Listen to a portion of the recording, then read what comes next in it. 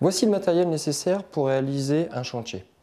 Donc, premièrement, les pinceaux, le pinceau à rechampi qui permet de dégager les angles, le pouce qui permet de faire les aplats lorsque l'on fait justement des boiseries donc un peu larges, des plinthes, la brosse qui est elle aussi pour les aplats, donc aussi pour les plinthes en général, les pinceaux coudés pour s'orienter sur les surfaces qu'on a du mal à atteindre, par exemple sur les radiateurs.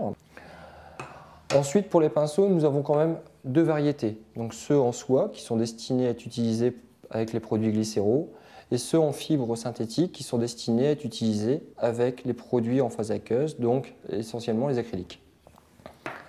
Ensuite, les rouleaux. Donc les rouleaux, généralement, il y en existe une grande quantité. Nous, on a sélectionné vraiment les trois plus courants à utiliser, qui permettent d'être passe-partout. Les rouleaux en fibres synthétiques, poil mi-long, qui sont utilisés pour appliquer les monocouches et tous les types de finitions. Les rouleaux anti-gouttes, donc qui peuvent être aussi utilisés pour les finitions, mais surtout utilisés pour les produits plafonds. Et les rouleaux laqueurs, qui servent à appliquer les produits glycéraux. Les bandes de masquage, donc c'est les deux formats que l'on retrouve généralement, avec une préférence pour le large, car plus on couvre large, plus on protège ses murs et ça évite les accidents.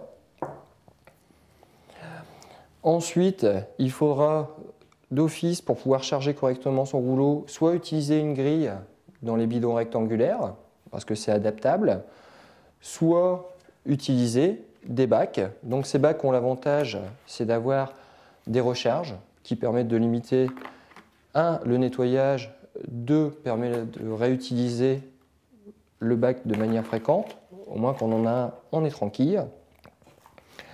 Les bâches, donc il y a plusieurs formats possibles. Ici c'est en rouleau avec une bande de masquage qui permet d'avoir une protection beaucoup plus précise, parce que quand c'est collé juste où il faut, ça masque d'un côté, ça protège de l'autre. Une spatule ou un bout de bois rectangulaire pour bien mélanger la peinture, surtout ne pas utiliser de manche à balai, car les bâtons ronds ne mélangent pas la peinture mais cisaillent la peinture tout simplement. Et enfin, soit une combinaison de protection, soit une blouse de protection, car une tache est vite arrivée. Concernant le pouce, donc le pouce est plus destiné pour appliquer des aplats, parce que les poils vont suivre le plat, tout simplement.